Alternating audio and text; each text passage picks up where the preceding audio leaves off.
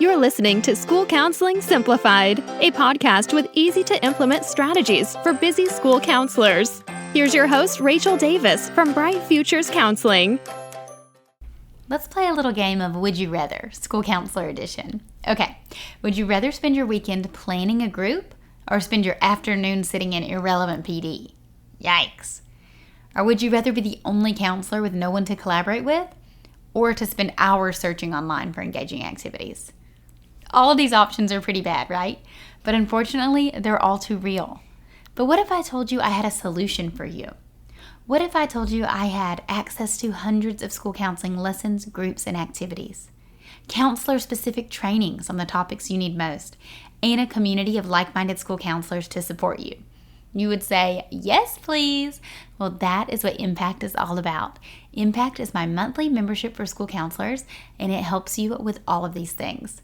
You get access to hundreds of resources. That's unlimited free downloads. Log in and get what you need right away to every single resource that's in my store. We add new resources each and every month. We're adding a new middle school and elementary resource each month, and some of these are bonus Impact exclusives, meaning that you can get resources just for members. You can request resources that you need and easily search so you can find exactly what you're looking for. And let's talk about the trainings, counselor-specific trainings on the topics you need most. We do these each and every month as part of our Coffee with the Counselor series. Impact members get to join for absolutely free. You earn PD certificates and you get exclusive access to members-only things like the Ultimate Small Group Experience and our Summer Summit Conference. And the community. Y'all, this is possibly my favorite part of Impact. I so look forward to jumping on these calls, to getting to know counselors who are similar to me and also completely different. It's so fun to hear from your experiences and your challenges, and everyone brings a unique perspective to the table. We have an exclusive online community, and we even have a cool app where you can chat with other counselors in these community circles. We have our monthly calls, like I mentioned, twice a month, and we share wins, troubleshoot tough cases, and just talk about what it's like to be a counselor, because so often we're on our own island at our school sites. So if any of that sounds like it's for you, I would love to see you inside Impact. Go to stressfreeschoolcounseling.com/impact to solve all of your counselor problems. And I have a special offer for my listeners. Use code POD at checkout to save 10% off your first month.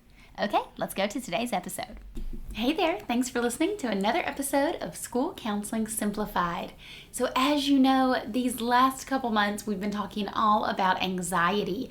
This is something that we're seeing in our students now more than ever, and I know that these tools have been helpful for you guys. We've had some awesome guests on, and today I'm doing a solo episode, and I was thinking about what I wanted to share with you guys about anxiety, and I'm like, you know what I want to share is mindfulness. Mindfulness strategies can be so effective. And I did an entire training on mindfulness strategies in last month's Coffee with the Counselor.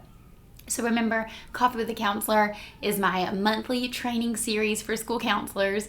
It's included in my Impact membership. So if you're an Impact member, you always get to go for free.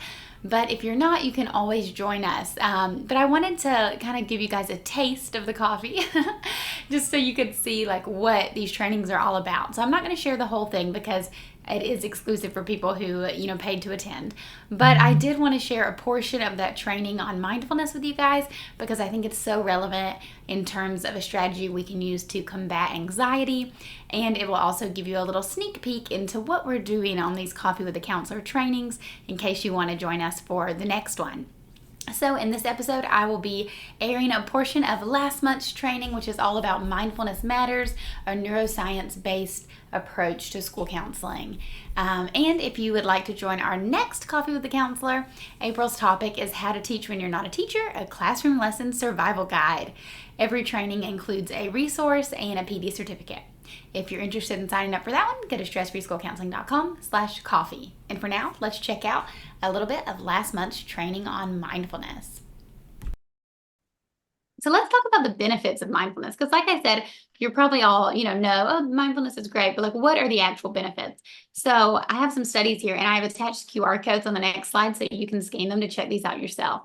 But scholars have found that mindfulness-related interventions have several benefits, including improving students' executive functions. So this was the thing I was shocked about, right? Like I thought it was going to be talking about anxiety, but I had no idea that it could improve executive functions. Mindfulness may also help students learn self-management skills, which are crucial for growth and development. Self-management techniques help you do things like increase ability to manage attention, increase self-awareness, and reduce anxiety. So the self-management piece I knew about, but it was this executive function piece that I wasn't quite sure of. Who wants to have a coffee with me? It's time for our monthly Coffee with a Counselor training. April's topic, How to Teach When You're Not a Teacher, a classroom lesson survival guide. If you've ever struggled with managing classroom behaviors, figuring out what to teach in your class lessons, or figuring out how to engage students, you're going to love this topic. These are things that I used to struggle with. I've learned so much, and I cannot wait to share what I've learned with you. Remember, the Coffee with a Counselor trainings are free for Impact members. If you're an Impact member, you get this month and every single month's training included in your membership. But if you're not, we would love for you to join us. For the price of your daily Starbucks run, about $10, you can join our Coffee with the Counselor training. Included is a PD certificate and a fun freebie. Again, that's How to Teach When You're Not a Teacher, a classroom lesson survival guide. Go to stressfreeschoolcounseling.com/coffee to save your seat. I can't wait for our coffee date. See you there.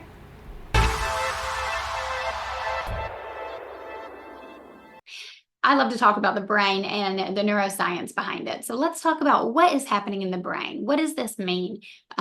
What's being activated in our brain when we are practicing mindfulness? So here's some neuroimaging evidence. You have the prefrontal cortex, which you're all probably familiar with, right? We talk a lot about the amygdala being like your primal brain, your, fight or flight, and then the prefrontal cortex being your, thinking brain, your logical reasoning brain. This is where all the executive functions are happening. Well, the dorsal medial prefrontal cortex and the anterior cingulate cortex in both hemispheres are activated during mindfulness meditation. So we say, okay, both these areas are activated. What does that mean? Well, the cingulate cortex plays a primary role in the fusion of attention, motivation, and motor control. So this is where we're seeing that attention piece.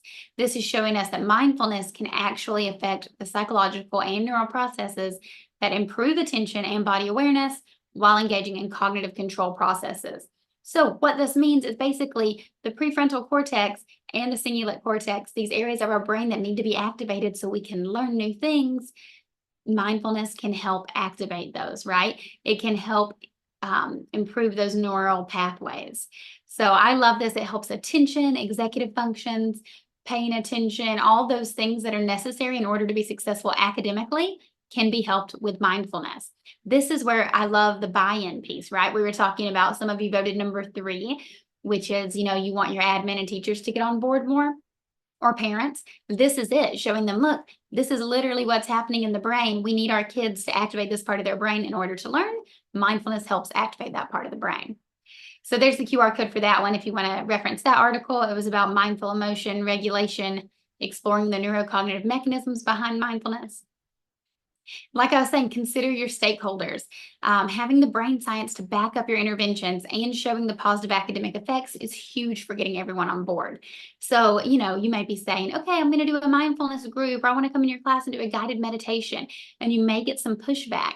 But this is why I love to do the research and to have the evidence to back you up. So you can, go to your teachers, go to your admin and say, look, it's proven to help. This is why we're doing this. We're not just doing it to be like woo-woo hippie for fun. Like, there's actual brain science to back this up and actual academic results as a result of doing this, right? Positive academic effects. So I want to know in the chat, does anyone get pushback right now from teachers, parents, admin on doing this? I would just be curious to know.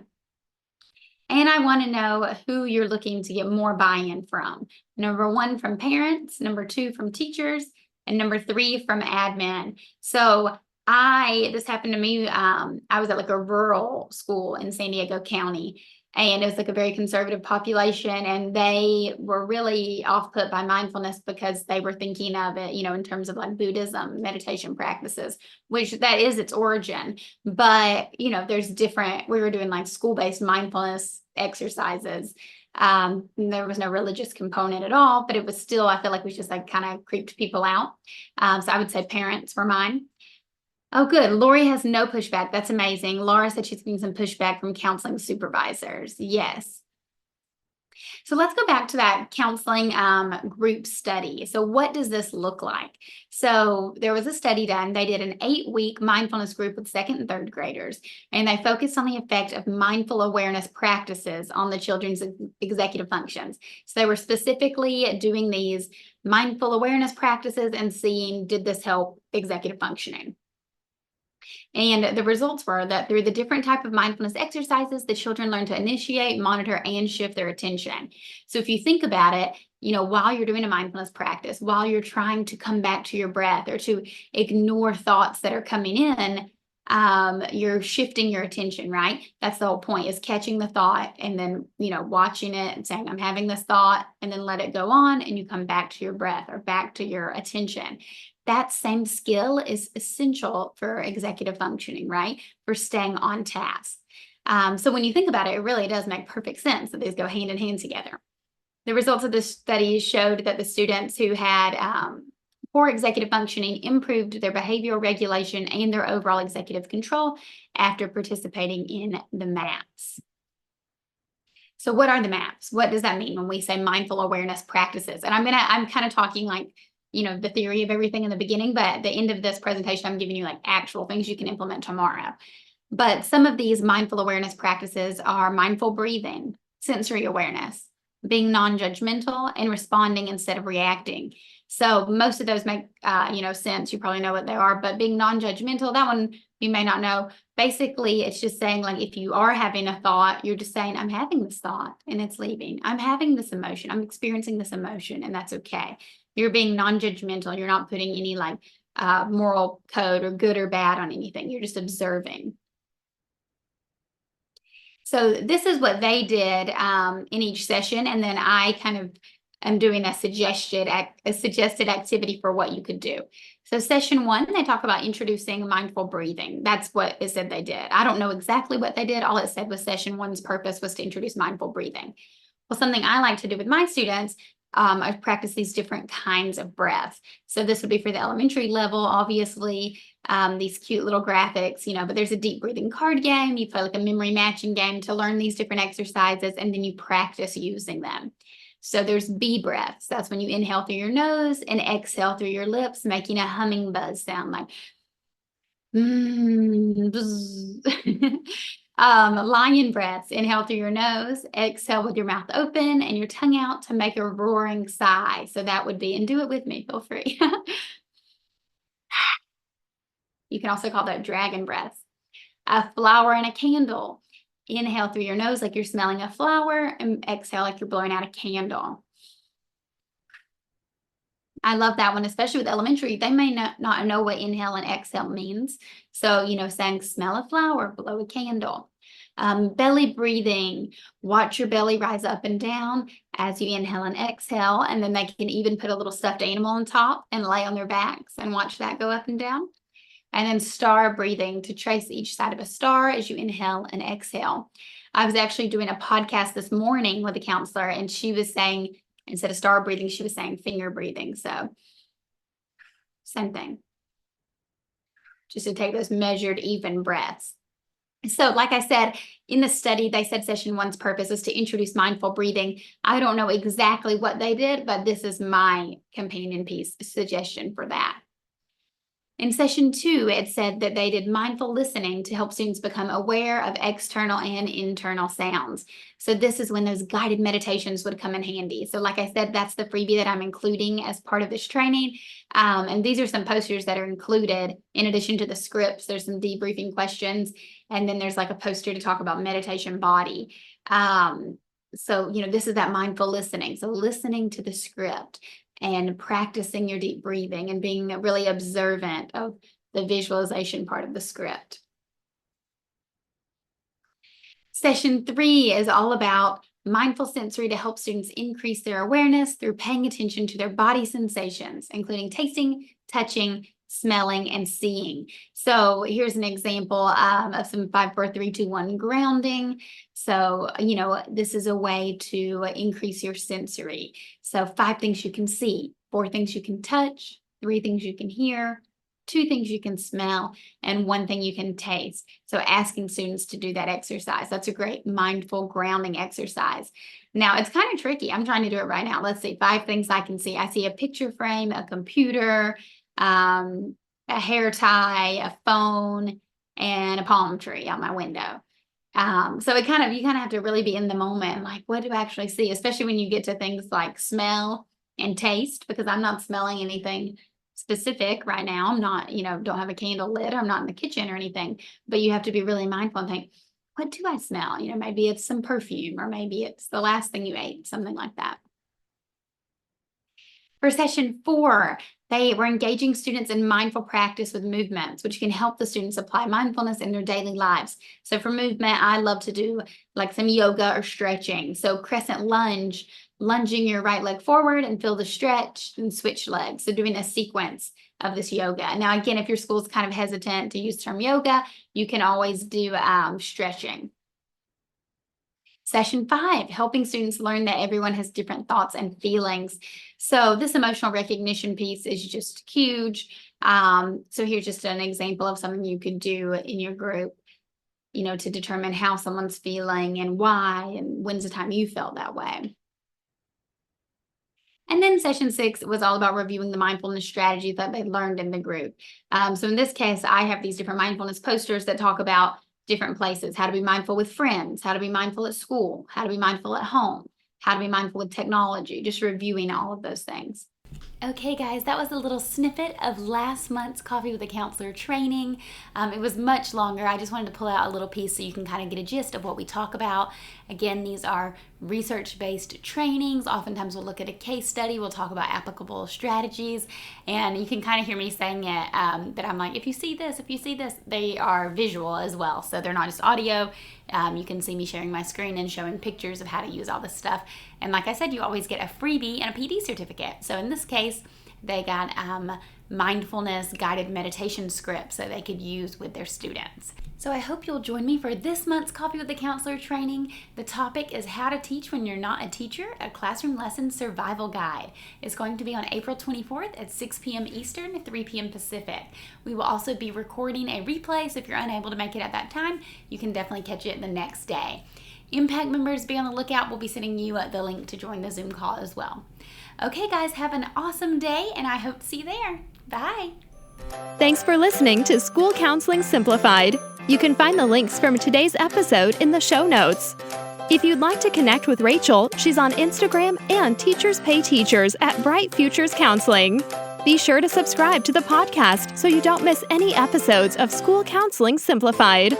Talk to you next week.